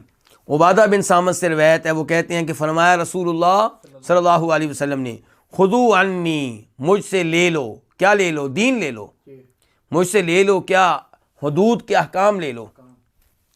خذوا عنی، پھر کہا مجھ سے لے لو، یعنی کہ دین مجھ سے سیکھ لو، مجھ سے لے لو، میں بتا رہا ہوں یہ باتیں یاد کر لو۔ قد جعل اللہ لہن سبیلا، یقیناً اللہ تعالیٰ نے ان کے لیے راستہ بنا دیا ہے۔ کن کے لیے؟ عورتوں کے لیے، ان کے لیے راستہ بنا دیا ہے۔ کن کے لیے بھائی؟ اصل میں جو قرآن کریم پڑھے ہوئے تھے ان کو اس حدیث کی فوراً سمجھ آ رہی تھی۔ اللہ تعالیٰ قرآن کریم میں یہ فرما چکے تھے سورہ نساء آیت نمبر 15 کہ واللاتی یأتین الفاحشۃ من نسائکم فاستشہدوا علیہن اربعۃ منکم فإن شہدوا فامسکوہن فی البیوت، کہ جو عورتیں تمہاری عورتوں میں سے، مسلمانوں کی عورتوں میں سے بے حیائی کے کام کریں، یعنی کہ زنا وغیرہ کریں، تو ان کے خلاف 4 گواہ طلب کرو۔ اگر کوئی آ کے بتاتا ہے کہ فلاں عورت نے زنا کیا ہے تو اس سے کہو 4 گواہ لے کر آؤ. جی ایک سے کام نہیں بننے والا، 2 سے نہیں، 3 سے نہیں. اس سے آپ اندازہ لگائیں کہ شریعت نے عورتوں کی اور مردوں کی عزت کی کس قدر حفاظت کی ہے کہ بدکاری کے معاملے میں، زنا کے معاملے میں کم از کم 4 گواہ لائیں گے تب آپ کی بات مانی جائے گی، ورنہ آپ کی بات نہیں مانی جائے گی. جی بلکہ خطرہ ہے کہ پھر آپ کو کیا لگے گی، حد لگے گی آپ کو کہ آپ نے تہمت لگائی ہے، الزام لگایا، ثابت نہیں کر سکے آپ. تو اللہ تعالی نے کہا تھا کہ جو عورت مسلمانوں کی عورتوں میں سے بدکاری کرے، زنا کرے، تو اس کے خلاف 4 گواہ مانگو. فَإِن شَهِدُوا، اگر 4 گواہ مل جائیں، فَأَمْسِكُوهُنَّ فِي الْبُيُوتِ، تو ایسی عورتوں کو گھر میں بند کر دو. حَتَّى يَتَوَفَّاهُنَّ الْمَوْتُ، کب تک بند رکھنا ہے جی؟ تاکہ موت آ جائے. کہا موت آنے تک ان کو بند رکھنا ہے. او یجعل اللہ لہن سبیلا، یا اللہ تعالیٰ ان کے لیے راستہ پیدا کرے گا، کوئی راستہ نکالے گا ان کے لیے. جی اس میں اشارہ تھا کہ ان کی فی الحال سزا یہ ہے کہ ان کو گھروں میں محبوس رکھو، بند کر کے رکھو حتیٰ کہ موت آ جائے، یا اللہ تعالیٰ کوئی نیا حکم نازل کریں گے جس میں بتایا جائے گا کہ ان کے بارے میں کیا فیصلہ کرنا ہے، ان کو کیا سزا دینی ہے. تو اسی کی طرف اشارہ کرتے ہوئے اللہ کے رسول کہہ رہے ہیں لو جی اللہ نے راستہ بنا دیا ان کے لیے. اللہ نے قرآن میں کہا تھا کہ یا اللہ ان کے لیے راستہ بنائے گا، جی تو اب اللہ کے رسول نے کہا جی لو جی اللہ نے راستہ بنا دیا ان کے لیے، ان کا حکم آ گیا ہے. تو کیا حکم آیا ہے؟ البکر بالبکری جلد 100 ونفی سنہ، کہ کنوارا مرد جب کنواری لڑکی کے ساتھ زنا کرے گا تو 100 کوڑے مارے جائیں گے دونوں میں سے ہر ایک کو، ونفی سنہ، اور 1 سال کے لیے جلا وطن کر دیا جائے گا، 1 سال کے لیے انہیں ان کے شہر سے نکال دیا جائے گا. 1 سال اپنے شہر میں نہیں رہ سکیں گے، اور ساتھ کتنے کوڑے پڑیں گے؟ 100.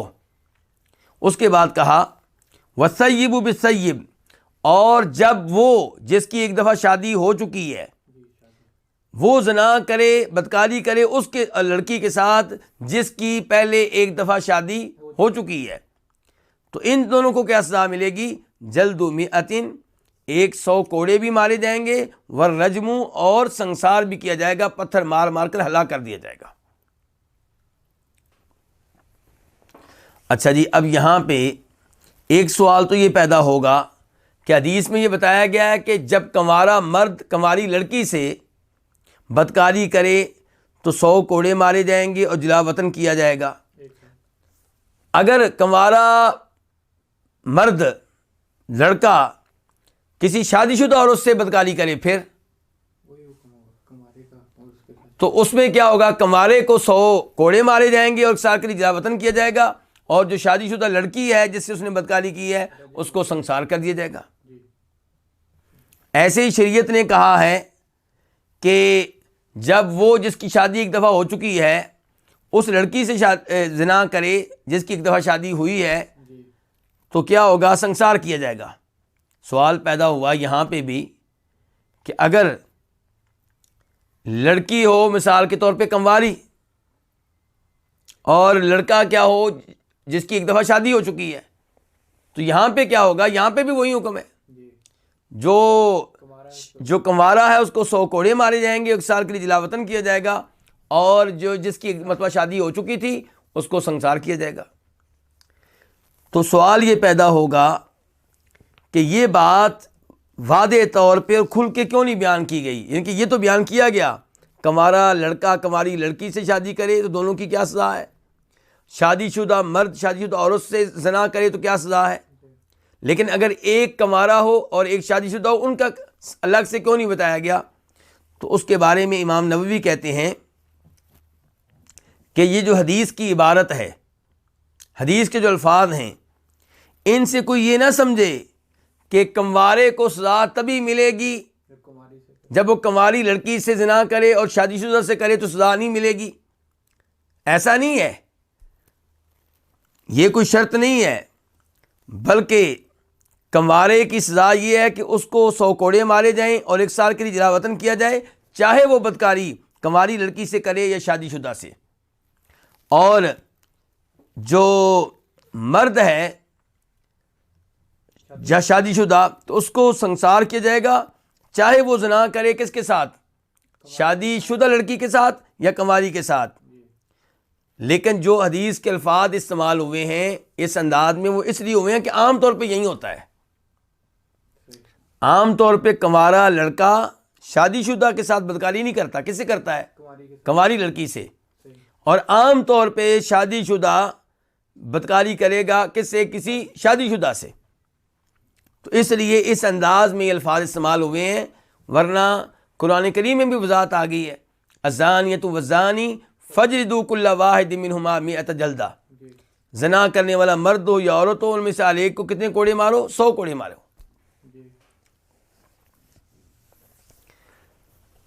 تو یہ ایک مسئلہ حل ہوا. اس کے بعد ہمارا مسئلہ یہ ہے کہ جو شادی شدہ ہے اس سے مراد کیا ہے؟ شادی شدہ سے مراد وہ آدمی ہے جس کا نکاح ہوا اور اسے کم از کم ایک دفعہ اپنی بیوی کے ساتھ تعلق قائم کرنے کا موقع ملا. اس کے بعد چاہے طلاق ہو گئی ہو، چاہے خلا ہو گیا ہو، چاہے وہ لڑکی فوت ہو گئی ہو، اس کے بعد یہ بیوی کے ساتھ رہ سکا ہو یا نہ رہ سکا ہو، شریعت کی نگاہوں میں یہ شادی شدہ ہے، سیب ہے.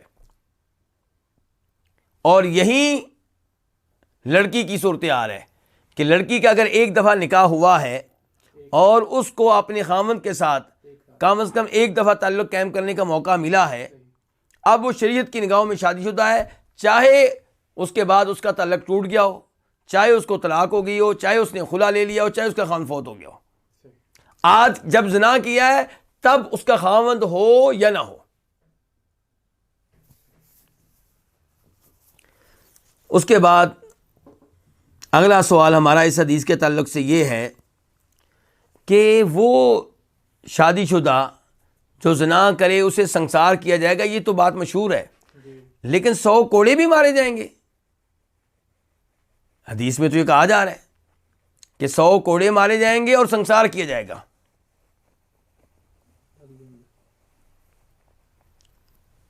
تو اس بارے میں علماء کرام کیا کہتے ہیں؟ علماء کرام کہتے ہیں کہ 100 کوڑے مارنے ضروری نہیں ہیں. 100 کوڑے مارنے ضروری نہیں ہے، سنسار کر دینا کافی ہے. کیوں جی؟ حدیث میں تو صاف صاف آیا ہے. وہ کہتے ہیں کہ دیگر احادیث سے پتہ چلتا ہے کہ یہ ضروری نہیں ہے. اگر کوئی حکمران، کوئی جج، کوئی کہتا ہے کہ پہلے 100 کوڑے مارے جائیں پھر سنسار کیا جائے تو ٹھیک ہے، لیکن یہ ضروری نہیں ہے. کیسے پتہ چلا ہمیں؟ دیگر احادیث سے. نبی علیہ السلام کے زمانے میں 3 ہمیں ایسے واقعات ملتے ہیں کہ 3 لوگوں کو سنسار کیا گیا اور سنسار کرنے سے پہلے کوڑے مارنے کا کوئی تذکرہ نہیں ہے. مثال کے طور پہ وہ عورت جو آپ کے پاس آئی تھی جس کو غامدی عورت کہتے ہیں، جس نے کہا تھا کہ میں نے گناہ کر لیا ہے، حمل ٹھہر گیا ہے، مجھے گناہ سے پاک کریں، تو اس کو سنسار کیا گیا اور وہاں پہ کوڑے مارنے کا تذکرہ نہیں ہے. ایسے ہی ایک آدمی آیا تھا آپ کے پاس ماعز، یہ حدیث آگے آنے والی ہیں، تو وہاں پہ بھی سنسار کرنے کا تذکرہ ہے اور کوڑے مارنے کا تذکرہ نہیں ہے. ایسے ایک تیسرا واقعہ ہے جو شاید آج ہی ہم پڑھیں گے انشاءاللہ، جس میں یہ آتا ہے کہ نبی علیہ السلام نے کہا تھا انیس، اس آدمی کی بیوی کے پاس جاؤ، تحقیقات کرو، اگر وہ مان لے کہ اس نے زنا کیا ہے تو پھر اس کو سنسار کر دو. یہ نہیں کہا کہ پہلے کوڑے مارو بعد میں سنسار کرنا.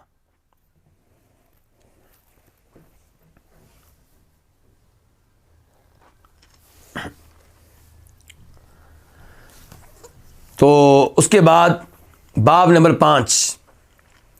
5 کیا ہے؟ باب حد الزانی المحسن الرجم، کہ زنا کرنے والا شادی شدہ ہو تو اس کی حد کیا ہے کہ اس کو سنسار کیا جائے. یعنی کہ باقاعدہ باب قائم کر دیا ہے، ورنہ پچھلی حدیث میں یہ مسئلہ آ چکا ہے، لیکن یہاں مزید وضاحت کے ساتھ. حدیث نمبر 424 1424 قاف.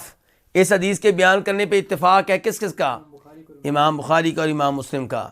عن ابی ہریرہ رضی اللہ عنہ قال، روایت ہے جناب ابو ہریرہ رضی اللہ تعالیٰ عنہ سے، قال وہ کہتے ہیں، اتا رجل رسول اللہ صلی اللہ علیہ وسلم، ایک آدمی نبی علیہ الصلوۃ والسلام کے پاس آیا، وہو فی المسجد، جب کہ آپ مسجد میں تھے، فناداہ تو اس نے آپ کو آواز دی، فقالت اس نے کہا یا رسول اللہ، اے اللہ کے رسول، انی زنیت، بے شک میں زنا کر بیٹھا ہوں۔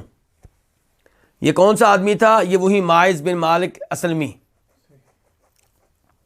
فأعرض عنہ تو آپ نے اس سے منہ موڑ لیا، اس سے اعراض کر لیا، حتی ردد علیہ 4 مرات، یہاں تک کہ اس نے آپ کے سامنے یہ بات 4 مرتبہ دہرائی۔ کتنی بار دہرائی؟ 4 مرتبہ۔ فلما شہد علی نفسی 4 شہادات، جب اس نے اپنے خلاف 4 مرتبہ گواہی دے لی تو دعاہ النبی صلی اللہ علیہ وسلم، تب اللہ کے رسول نے اس کو بلایا کہ آگے آ جاؤ۔ فقال تو آپ نے کہا ابی کا جنون، کیا تمہیں جنون کی بیماری ہے؟ کہیں تم مینٹل تو نہیں ہو، پاگل تو نہیں ہو؟ قال لا، اس نے کہا نہیں۔ تو اگر کسی سے پوچھا جائے تم پاگل نہیں ہو، وہ کہتے میں پاگل نہیں ہوں، تو کیا اس سے معاملہ واضح ہو جائے گا؟ پاگل تو یہی کہے گا میں پاگل نہیں ہوں۔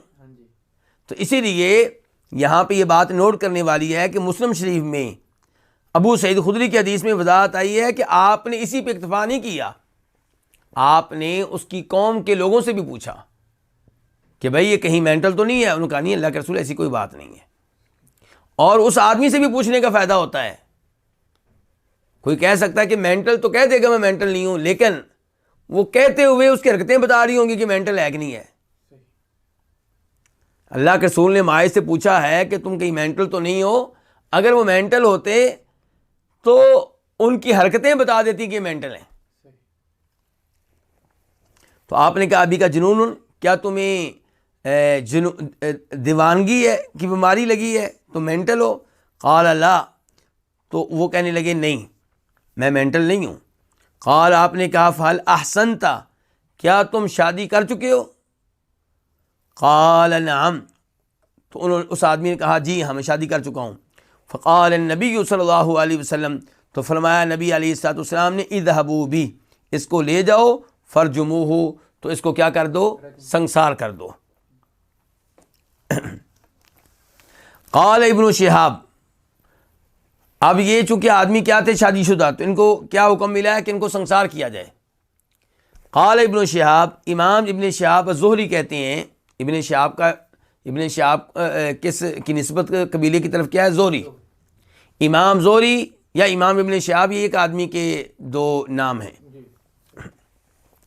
تو امام ابن شہاب زہری کہتے ہیں فاخبرنی، تو مجھے بتایا، من اس شخص نے، من سمع جابر بن عبداللہ، جس نے یہ حدیث جابر بن عبداللہ سے سنی۔ اب وہ کون ہے جی جس نے حدیث جابر بن عبداللہ سے سنی؟ مجہول ہو گیا نا، نامعلوم ہو گیا نا۔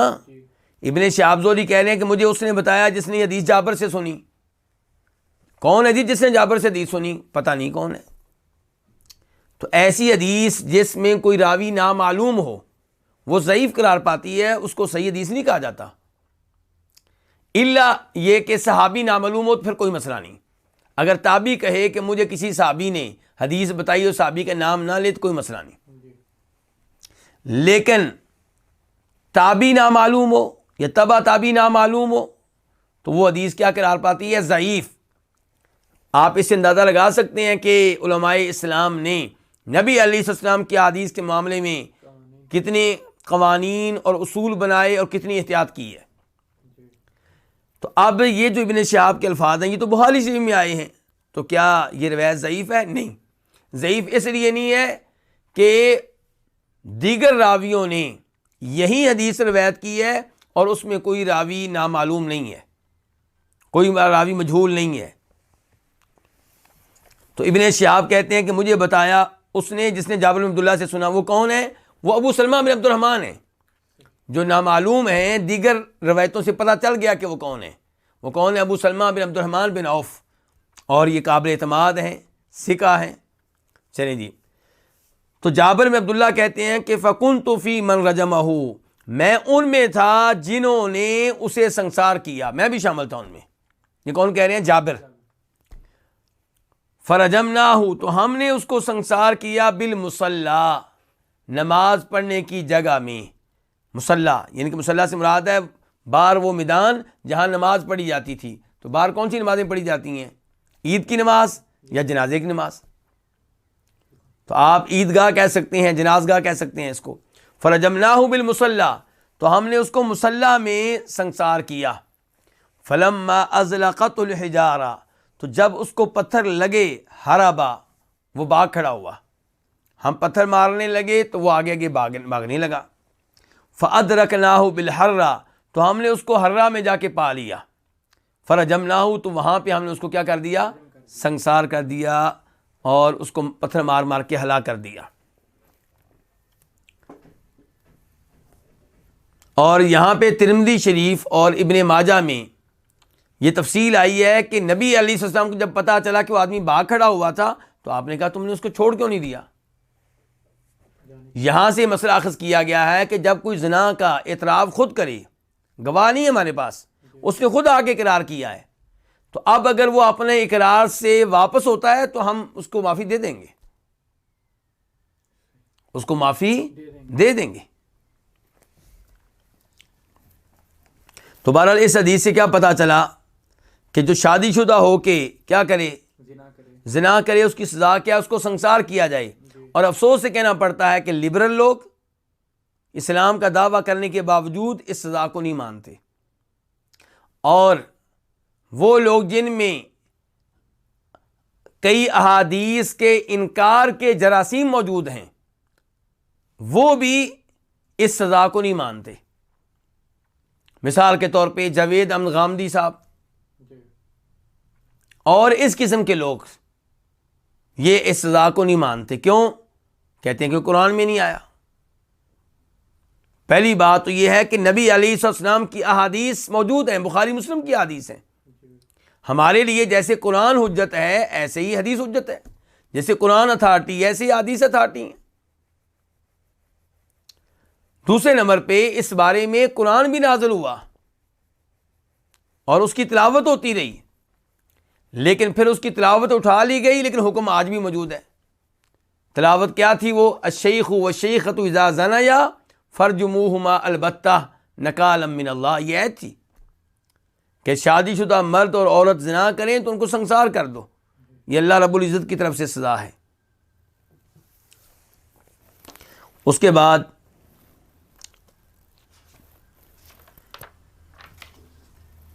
اصل میں حدیث بڑی ہے اور مجھے سمجھ نہیں آ رہی کہ میں اس کو مکمل کر سکوں گا کہ نہیں.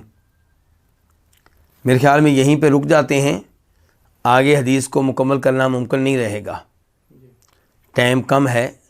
تو بہرحال یہ بہت ہی قیمتی ابواب ہیں، قیمتی احادیث ہیں. آپ لوگوں سے درخواست ہے کہ درس کا ناغہ نہ کریں. آپ دین اسلام کی بڑی گہری معلومات لے رہے ہیں. اللہ رب العزت ہمارے علم میں اضافہ فرمائے. اور آپ جو وقت دیتے ہیں، میں دعا کرتا ہوں اللہ آپ کے وقت میں برکتیں ڈالے، آپ کے رزق میں برکتیں ڈالے، آپ سب کی اور ہم سب کی اولاد میں برکتیں ڈالے. اور اللہ تعالیٰ ان احادیث کی برکت سے ہماری زندگی کے امور آسان فرما دے، مشکلات دور فرما دے. اور اللہ تعالیٰ ہمیں قبر میں اور روز آخرت اللہ رب العزت ان احادیث کی برکت سے ہر طرح کے عذاب سے محفوظ رکھے، اور اللہ تعالیٰ ہمیں جنت کا اعلیٰ مقام عنایت فرمائے. اللہ تعالیٰ جزائے خیر دیں ان احباب کو جو اس درس کے سلسلے میں تعاون کرتے ہیں، ریکارڈنگ کرتے ہیں اور لائیو نشر کرتے ہیں، اس کی نگرانی کرتے ہیں. مثال کے طور پہ شیخ شمس الزمان حفظہ اللہ، یہاں میرے پاس دانش بھائی بیٹھتے ہیں، اور ادھر روش بھائی ہیں، عبد المحسن بھائی ہیں. یہ سب وہ لوگ ہیں جو یہ پروگرام چلانے میں شریک ہیں. کوئی ریکارڈنگ کر رہا ہے، کوئی نگرانی کر رہا ہے، اور کوئی واٹس ایپ پہ ریکارڈنگ دیتا ہے. ان سب کی اللہ تعالیٰ محنتیں قبول فرمائے اور اللہ ہم سب کو اخلاص دے. اور آخر میں یہ پھر اعلان کہ کل سے درس سعودی وقت کے مطابق 8 بجے سے شروع ہوگا اور انشاءاللہ 1.5 گھنٹہ جاری رہے گا. اور یہ بھی اعلان پھر کر دوں کہ رمضان میں الوافی کے دروس نہیں ہوں گے. رمضان میں تفسیر کا درس ہوا کرے گا اور انشاءاللہ روزانہ کی بنیاد پہ ہوا کرے گا. لیکن وہ شاید زوم پہ نہ ہو سکے. دیکھیں گے زوم پہ وہ دیں یا نہ دیں. ممکن ہے کہ وہ زوم پہ نہ ہو اور وہ آپ کو فیس بک کے ذریعے ملے یا یوٹیوب کے ذریعے ملے، تو انشاءاللہ اس کے بارے میں مزید جب اچھی طرح ہم طے کر لیں گے کہ وہ درس کب نشر کیا جائے گا، کب ہوا کرے گا، تو تفصیلات سے انشاءاللہ آپ سب احباب کو آگاہ کر دیا جائے گا۔ اللہ رب العزت آپ سب کو جزائے خیر دیں۔ بارک اللہ فیکم وتقبل اللہ جہودکم۔ السلام علیکم ورحمۃ اللہ وبرکاتہ۔